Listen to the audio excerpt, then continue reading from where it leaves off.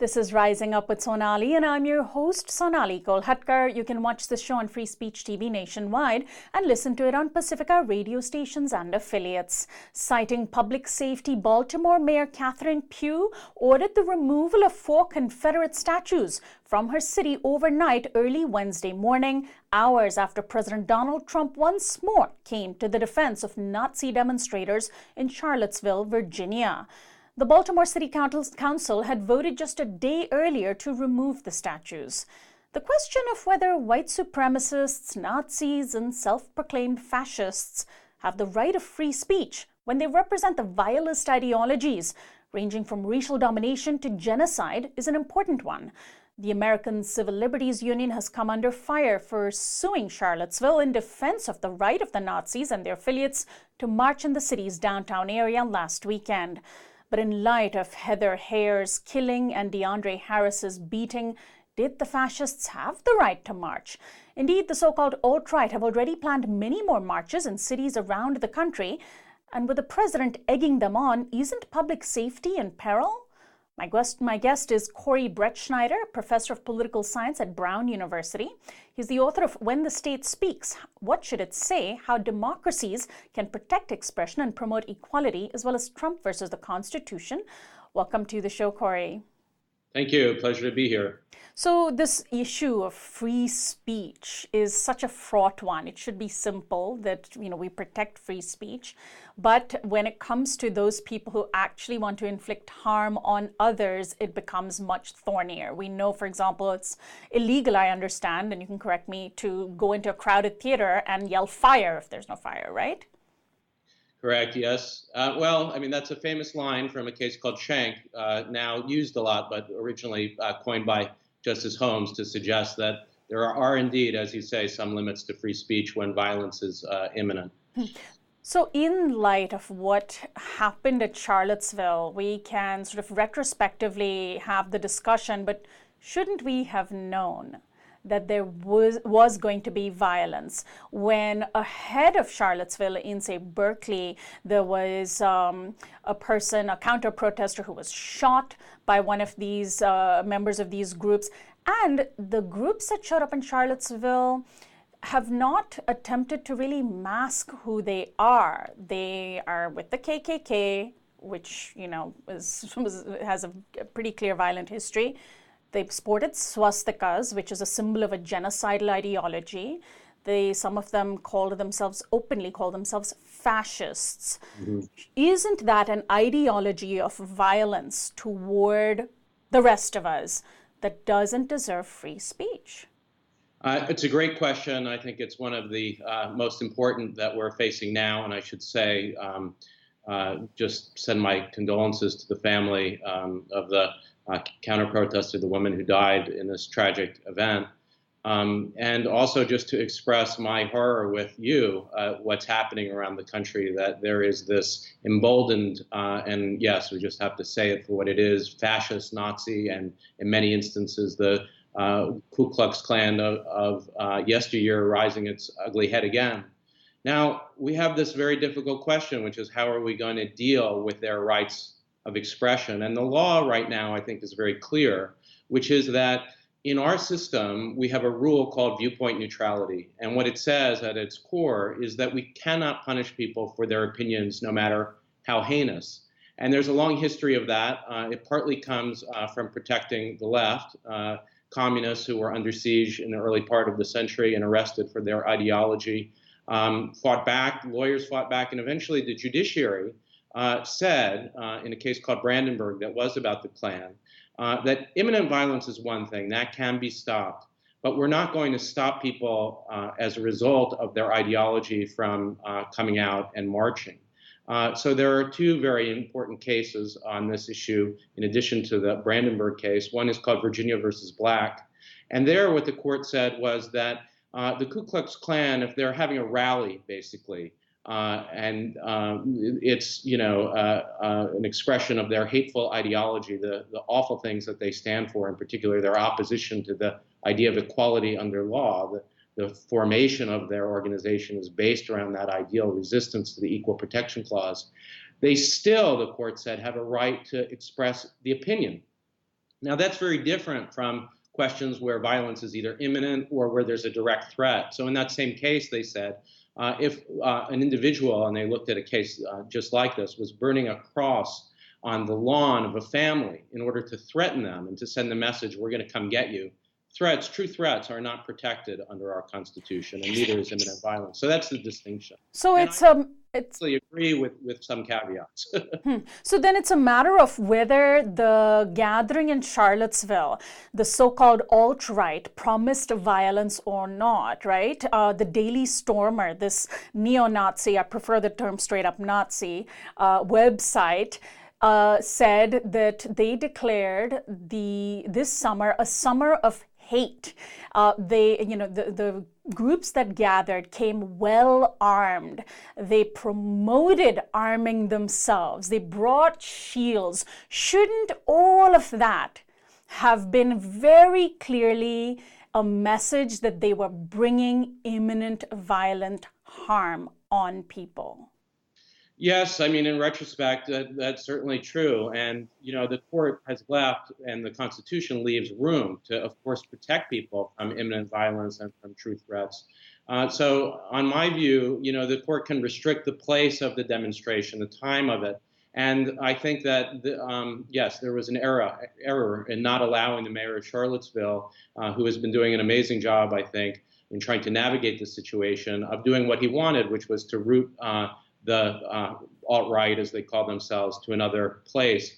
On the issue of guns, I think we've got to grapple with that as well. I guess there's some expressive function in carrying a gun, but to me it's outweighed by the danger that's posed in the context of a demonstration like this.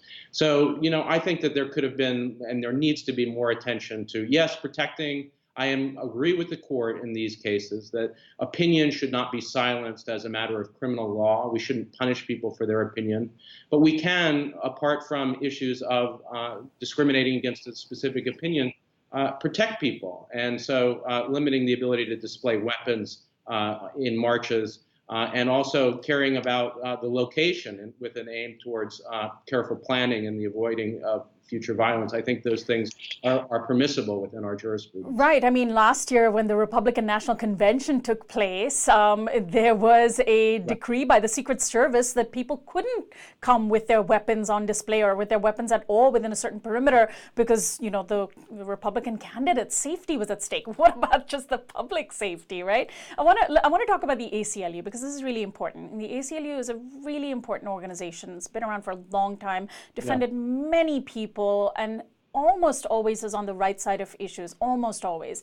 I owe my U.S. citizenship to the ACLU, actually, but that's another story. But in the case of Charlottesville, ahead of Charlottesville's weekend event, the city was asking to, and this is Governor Terry McAuliffe said on NPR earlier this week, the city of Charlottesville asked for that to be moved out of downtown Charlottesville to a park about 1.5 miles away, to a park with a lot of open fields. That was the place where it should have been. We were unfortunately sued by the ACLU. The judge ruled against us. That rally should not have been in the middle of downtown. And the ACLU shot back quite angrily, saying that they were not responsible for the violence in Charlottesville. Why did the ACLU come to their defense? I mean, did they have? They could have put out a statement saying they supported them, but they sued the city. They aggressively defended the right of the Nazis. Yeah, I mean, they are devoted, as am I, to the principle that we do not punish opinion, and so it's incumbent on them to try to defend people who have, frankly, heinous, the worst views. So, in the past, they've defended the Nazis' right to march. I don't know if they did the Skokie, Illinois case, but that's another important case. The Nazis wanted to march through a Jewish neighborhood, and the court upheld their right to do so. And the idea in these cases was that, we don't punish opinion. Now, you say, well, what about just moving the march? And I think that's a really important point. My understanding in the nuance of the case is that what the ACLU raised was a question of whether there was discrimination going on in the permitting, in particular denying permits to the alt-right and granting them to other groups. And that, again, is discrimination when it comes to the right to protest. But the other groups weren't promising violence, and the alt-right was promising violence. Yeah, I think, well, it's very hard to argue with you in retrospect. Now that we know what happened, I think... So here's my issue with the ACLU. You can support in principle the right of, crazy people to do what they want, or say what they want rather, but why throw your legal weight to make it happen? I mean, the ACLU saw a spike in donations after the Trump administration came into power from largely progressives. And they used part of that money to defend the right of Nazis to trample on people's heads and shove cars into them and violently beat people up. I mean, frankly, personally speaking, my opinion is that I'm ashamed of the ACLU for doing that. Yeah. Yeah, I mean, I'll defend them a little, and I think, as you say, they're doing the most important work in fighting, some of the most important work in fighting the Trump administration. Their view, I think, and the reason to see their intervention or the defense of it is that you defend the Constitution and you defend the rule, and that means not just defending it when it's protecting the people who you agree with, and certainly the ACLU does not agree with the substance of the Nazis' position. But protecting their right as a matter of free speech is what preserves the rule. And the rule is, at least when it comes to punishment, no discrimination based on the view. Look at what the Trump administration is doing, for instance, where they're starting to investigate people who joined up for a website that was involved in protests. Right. The worry about that is that, again, right, they're intervening based on the viewpoint. So that's the idea, that at least when it comes to punishment, and I'll say more about, I think there are ways within the existing rules to do more than we are to combat hate speech. There are lots of opportunities to do so, but their core principle, I think, is the right one, which is that we defend the right to speech, period, even when we don't agree with it. Okay. I mean, defending is one thing, but actually pouring resources into this, basically pouring resources into Nazi pockets.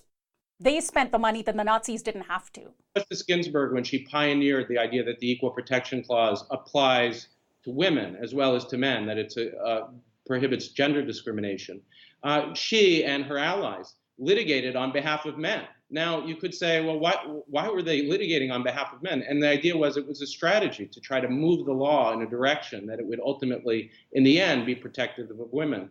Now, I think what the ACLU's position has always been in all of these cases, and it's very hard to swallow, given what just happened, but is that we're protecting the right to free speech, period. And we don't just protect it in the instance in which we agree with the people. But free speech isn't physical violence. I agree with that. Yeah. And so now let's talk about moving forward. I don't want to overstate our, our differences. The court has the ability to say that when it comes to imminent violence and when it comes to where the location of the marches are, it can say, you're going to be over here and we're going to be over here and this group's going to be there, or wait till 3 o'clock. And in the past, courts have been very willing to do that, in protests at the conventions, for instance, where they've overextended, I think, those limits. Right. Sure, they should in the future, and I think in retrospect, yes, should have separated these groups and done much more to protect the violence. And I just want to emphasize, they can do that without abandoning the core principle that the ACLU is defending, which is that we do not punish people based on their viewpoints, no matter how heinous.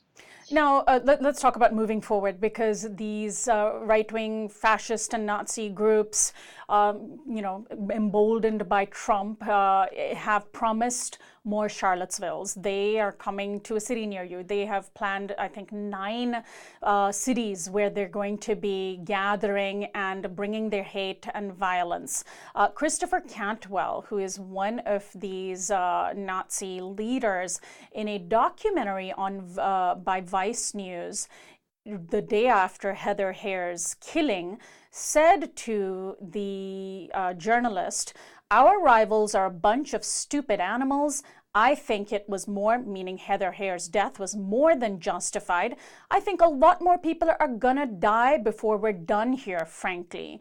This is Christopher Cantwell telling the Vice News reporter what he thinks, literally minutes after he took 4 or 5 guns off of his own body and put them onto the hotel bed where he was speaking to her.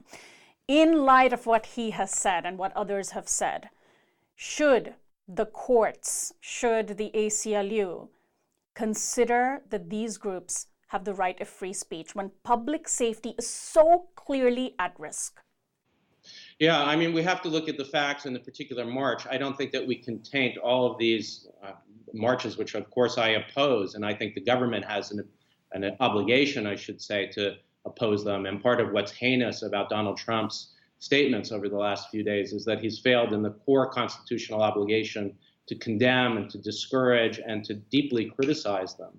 But having said that, I still think that the obligation of the government is to both condemn and also to protect these groups. So I don't think we can taint all marches by the right with the brush of this extremist interview. I think we have to look in the instance and ask, is violence imminent in this area or not? We can do things like, I think the courts absolutely need to do things like limit the right to display guns in these marches, and they also have to think very carefully about the location and the time. But again, you know, the option that we face is, and it's a real option, I don't want to underplay it, is to go the way of the rest of the world. In the rest of the world, it's very easy, these cases. The Nazi Party is banned, and we could just outlaw them and criminalize it.